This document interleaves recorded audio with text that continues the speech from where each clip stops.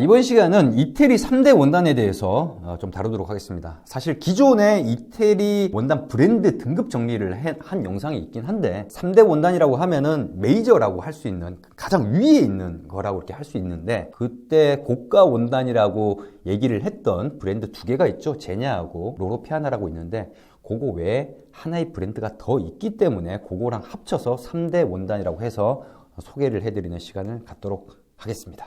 일단은 이태리 3대 원단, 첫 번째로 언급할 원단 브랜드는 제냐입니다. 제냐 같은 경우는 1910년도, 그러니까 벌써 100년이 넘은 회사죠. 굉장히 역사가 깊습니다. 가족 경영을 하고 있고 IPO가 안 되어 있죠. IPO가 안 되어 있다 보니까 어떤 매출이라든지 영업이익이라든지 이런 것들을 굳이 공개를 할 필요는 없어요. 하지만 알려진 바로는 한 2조 정도 한다고 알려져 있습니다. 1년의 말입니다. 이 제냐 같은 경우는 사실 의류 브랜드로 유명하다 보니까 사람들이 제냐다 하면은 의류를 생각하지 원단을 생각하진 않아요. 하지만은 이 제냐 같은 경우도 원단으로 굉장히 유명한 회사, 그러니까 원단에서도 굉장히 고급된 원단을 생산하는 회사로 알려져 있죠. 그런데 이 제냐 같은 경우가 조금 뭐랄까요, 여기 가족 경영이고 IPO를 안 했음에도 불구하고 돈을 잘 벌기 때문에 그만큼 경영이라든지 이런 부분에 있어서는 분명히 노하우가 있는 것 같습니다. 그리고 좀 까탈스럽다?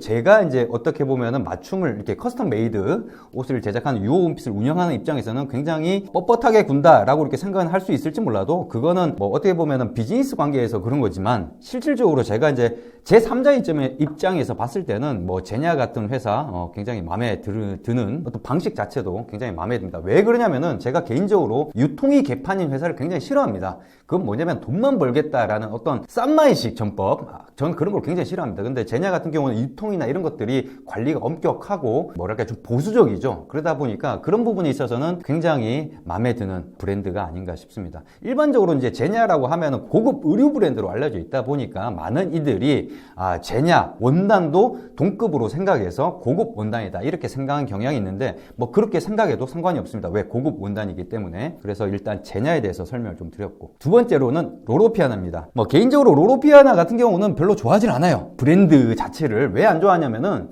물론 로로피아나 관계자분들이 이게 보실 수도 있긴 합니다만은, 제가 개인적으로 싫어하는 걸 싫어한다고 하지 좋다고 할 수는 없는 거니까.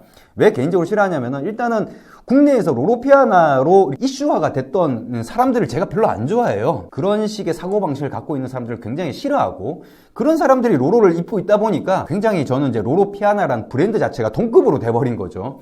하지만 로로피아나라고 하는 회사의 어떤 원단 브랜드, 회사의 3자 입장에서 봤을 때 로로피아나 같은 경우도 굉장히 이태리 고급 원단 중에 하나입니다. 물론 로로피아나도 의류 브랜드를 갖고 있죠. 제냐와 같이. 물론 의류 브랜드로 따지면은 제냐보다는 좀 그렇게 좀 높은 급이다 이렇게 얘기는 할 수는 없는데, 이 원단 레벨에 가면 거의 제냐나 로로피아나나 동급이고, 실질적으로 보면은 제냐 같은 경우는 이게 의류 쪽에 좀 많이 초점을 맞추는 경향이 있고요.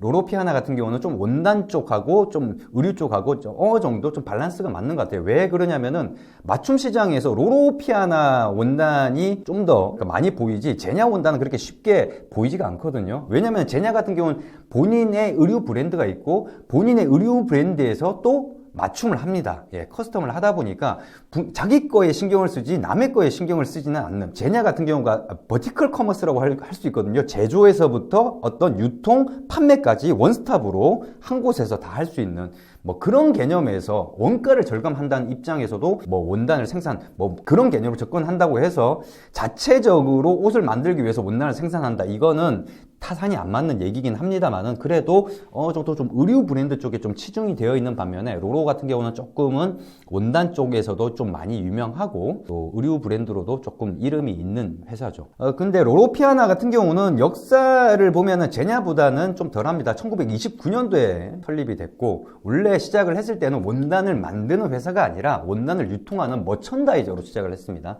나중에 이제 자기네들이 만들긴 했습니다만은 제냐하고는 조금 다르죠. 이런 것들이, 이런 역사를 보다 보면은 이 전통이라든지 어떻게 태생적으로 기인이 됐느냐에 따라서 보는 관점이 많이 달라요. 그러니까 머천으로 시작을 하는 경우는 조금 마케팅적 이런 데에 좀 포커스를 많이 맞추고, 이 머천이 아니라 그러니까 공방을 가지고 이제 방적을 하는, 원단을 만드는 어떤 공장을 소유하고 있는 경우에는 좀 제조 관점에서 많이 접근을 하고, 그래서 조금 다른데, 로로 같은 경우는 2013년도에 루이비통, 모에 헤네시 그룹에 인수 매수가 됨으로 인해서 그쪽 그룹이 워낙 그 마케팅적이라든지 그 다음에 돈 버는 데만 좀 뭐 포커싱을 좀 맞추는 경향이 있다 보니까 로로 같은 경우는 좀 어떤 원단 유통이나 이런 것들이 조금은 제냐하고 다르게 좀 싫어합니다. 제가 유통 자체가 깔끔하지 않고 정리가 안 되어 있는 이런 것들을 별로 안 좋아합니다. 그래서 좀 로로 같은 경우는 개인적으로 그렇습니다. 개인적으로는 로로보다는 제냐 뭐 이런 브랜드를 좋아하는데 사실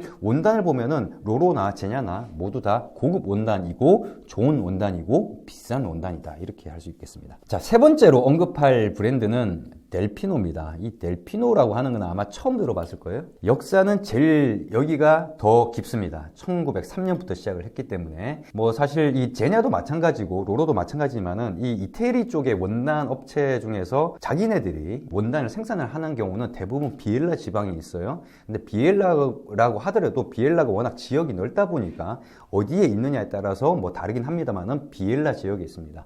예, 델피노도 이 1903년에 그쪽에 비엘라 지역에 공장을 세우면서 시작을 했기 때문에 어떻게 보면은 제냐보다도 더 7년 정도 좀 빨리 이 원단 생산이나 이런 것들을 시작을 한 업체죠. 자, 델피노 같은 경우는 별도로 다른 이제 원단 브랜드 소개 영상을 통해서 또 알려드리긴 하겠습니다만 지금까지 원단 브랜드 소개를 보다 보면은 아시겠지만 탑 브랜드 아니면 원단 브랜드 소개를 안 했어요, 저희가. 그러니까 지금까지 했던 게 제냐, 로로피아나, 스카발, 홀랜드 앤 쉘이 이렇게 했지 않습니까? 그래서 5번째 다룰 원단 브랜드가 바로 델피노인데 이 델피노 같은 경우에는 그렇게 유명하지가 않고 왜 유명하지 않냐면 의류 브랜드가 없기 때문에 사실 일반인들이 어떤 맞춤 쪽 아니면 모르는데 맞춤 쪽이라 하더라도 기존의 그 제냐나 로로피아나만큼 그렇게 유명하지가 않아요.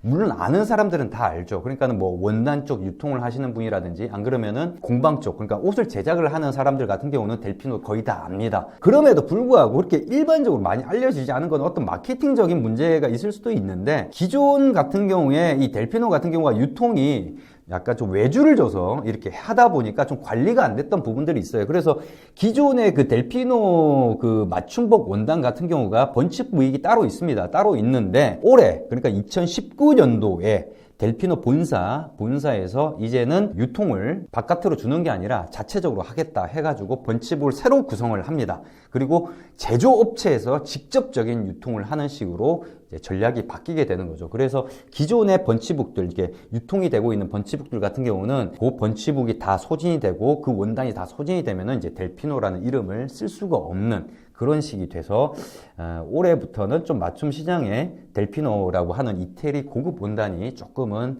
나오지 않을까 뭐 그런 생각이 듭니다. 그래서 일단 이태리 3대 원단이라고 하면은 보통 여러분들 인터넷에서 검색을 하다 보면은 이런 것들 많이 볼 수 있어요. 저마다 다른 뭐 이런 것들이 많아요. 특히나 블로그 같은 경우가 그런 정보들이 많이 유통이 되는데 그러니까 잘못된 정보들이 많은데 이태리 3대 원단이라고 하면은 제냐, 로로피아나, 델피노 이렇게 생각을 하시면 될 것 같습니다. 물론 아리스톤 같은 경우도 이태리에서 굉장히 좋은 원단이기도 합니다. 뭐 카치오폴리도 있고 그렇지만은 이태리 브랜드 등급 정리에서도 언급을 했지만은 중가라고 하는 게 꼭 그 컬렉션에 따라서 고가의 원단도 있고 하긴 합니다만은 중가라고 하는 거는 어떤 브랜드라든지 여러 가지를 종합했을 때 중위급이라고 이렇게 얘기를 할 수 있는 것이고 고급이라고 하면은 실질적으로 이 원단이나 이런 것들을 보면은 좀 다릅니다. 확실히 그 원단의 퀄리티나 이런 것들이. 그래서 델피노가 아리스톤이나 이런 것보다는 좀 높은데 제냐나 로로피아나하고 좀 비교하기에는 조금 애매한 부분이 있었던 부분은 이제 제냐나 로로피아나 같은 경우는 의류 브랜드를 갖고 있다 보니까 워낙 브랜드 파워가 강해요. 그래서 원단 레벨에서 봤을 때는 거의 뭐 동급이라 하더라도 브랜드 파워가 약하기 때문에 제냐나 로로피아나보다 조금은 아래쪽에 두는 그런 경향이 있습니다. 허나